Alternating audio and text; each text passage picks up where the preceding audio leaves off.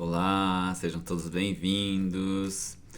Desde já, cliquem aí, compartilhem, curtam e, por favor, levem para as pessoas que estão precisando neste momento.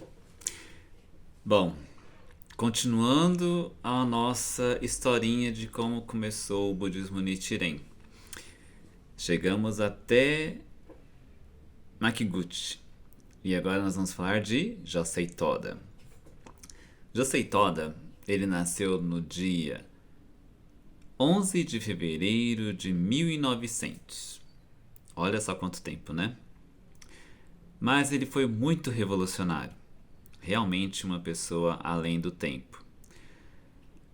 E aí, aos 19 anos de idade, ele se encontrou com Makiguchi, que na época era professor e diretor de uma escola. E Josei Toda queria dar aulas. E aí ele perguntou para o presidente Makiguchi que ele queria realmente, né, dar aula e ele faria dos alunos os melhores alunos. Em 1928, vieram a conhecer o budismo através de um colega, professor também. Eles já frequentavam outras religiões, lógico, outro budismo, porque o Japão é budista. E aí a gente pergunta, né? Por que o presidente Toda, ou Josei Toda, ele quis conhecer o budismo Nichiren? Um fato muito interessante, muito que ninguém escapa disso. Ele perdeu uma filhinha de 2 anos de idade. Ele ficou a madrugada toda segurando-a em seus braços. E essa perda realmente fez com que ele procurasse uma verdadeira filosofia, um verdadeiro motivo, um propósito de vida. E ele encontrou isso nos escritos de Nichiren Daishonin. E, infelizmente, pela Segunda Guerra Mundial, ele, Josei Toda e o presidente Makiguchi foram presos com mais algumas pessoas. E somente os dois mantiveram-se presos porque eles recusaram sair do budismo, eles recusaram negar a sua prática. Com sua tortura, com os 2 anos de prisão, Josei Toda ficou muito debilitado. Só que acontece um fato interessante na prisão. Ele realizando a sua recitação diária de Namyo Horingekyo e lendo o Sutra do Lótus, que naquela época era chinês, não tinha tradução, ele mandava o Sutra do Lótus voltar, né, mandava embora, e aí quando pensa que não, chegava para ele o Sutra do Lótus. E aí ele falou assim, tem algum motivo para eu estar estudando esse Sutra do Lótus? Em um dia da sua recitação, ele simplesmente se vislumbrou com a frase das 34 negações que existem no Sutra do Lótus. Não é branco, nem preto, nem redondo, nem quadrado, não tem começo, nem fim. Foram 34. E ele viu com a palavra Buda significaria vida. E aí ele viu a vida pura, a vida realmente livre de sofrimento.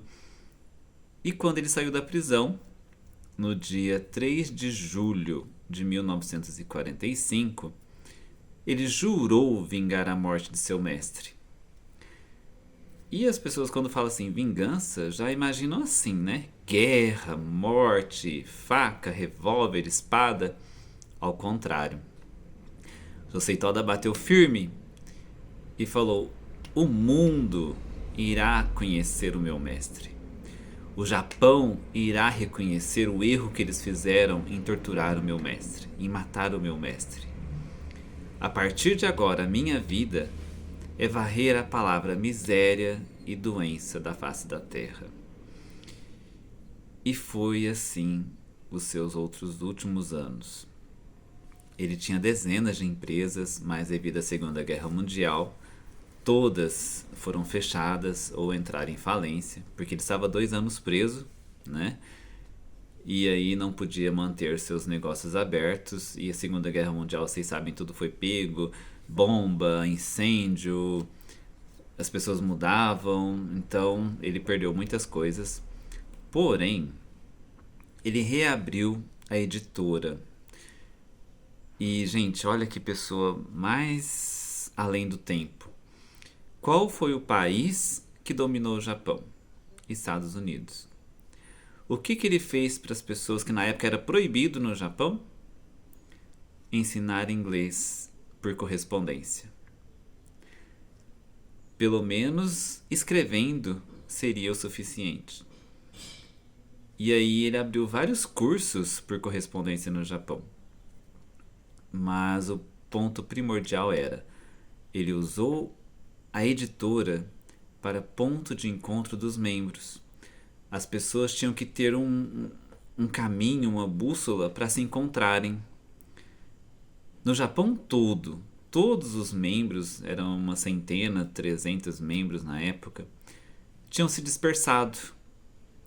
Mas aí ele falou, eu abro a editora e aqui será o ponto de encontro com as pessoas.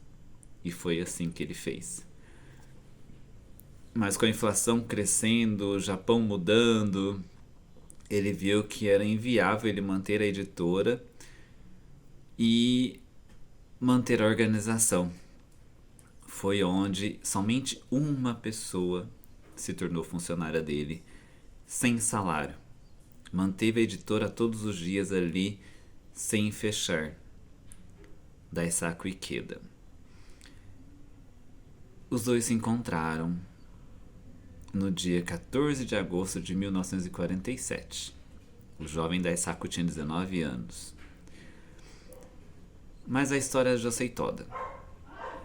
No dia 3 de maio de 1951, Josei Toda, com algumas centenas de membros, ele fez uma atividade para que ele se tornasse o segundo presidente da Soka Gakkai, dessa organização. E ele disse, em 7 anos, iremos concretizar 750 mil novas famílias dentro do budismo. Se não acontecer isso, não terei funeral.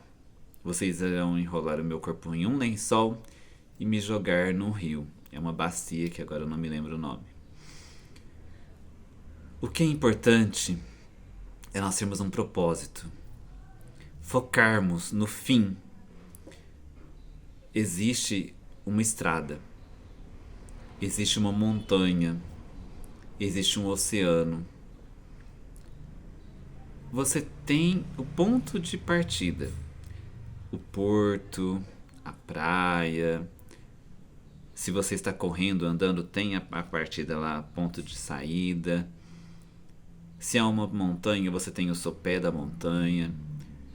Porém, todo aquele trajeto é a sua vida. São as suas vitórias, são as suas derrotas. Porém, é o ponto de chegada que conta. E foi esse momento que Josei Toda quis mostrar para nós. No dia 2 de abril de 1958, chegou sim o seu fim, a sua missão. Com mais de 830 mil novas famílias dentro do budismo. Ele ultrapassou o objetivo da vida dele. Ele delegou a sua vida, seu resto de missão, para esse jovem Daisaku Ikeda. E uma única noite ele falou, Daisaku, sonhei que estava indo para o México. Ele nunca tinha saído do Japão. Mas ele fez esse objetivo. Os objetivos que ele fez era ter uma escola que ensinasse o humanismo, a escola Soka. Ele queria que as pessoas conhecessem o que é cultura. Seria um teatro. E ele queria rodar o mundo. E a Gakkai, ela realmente fez com que a sociedade do Japão mudasse. Porque o humanismo foi implantado realmente. Por mais que o budismo fosse a raiz do Japão. Porém, cada budismo planta um tipo de ensino. Aquele ensino que fala, você é o vencedor. Você é o protagonista. Foque na sua vitória até o final da vida. Jamais desista. A revolução humana de uma única pessoa será capaz de mudar toda a humanidade? Essas palavras foram Josei Toda. Não palavras, ações. Porque essa palavra, a revolução humana de uma única pessoa será capaz de mudar toda a humanidade, foi de Daisaku Ikeda. Porém, ensinado por Josei Toda. Meninos, muito obrigado.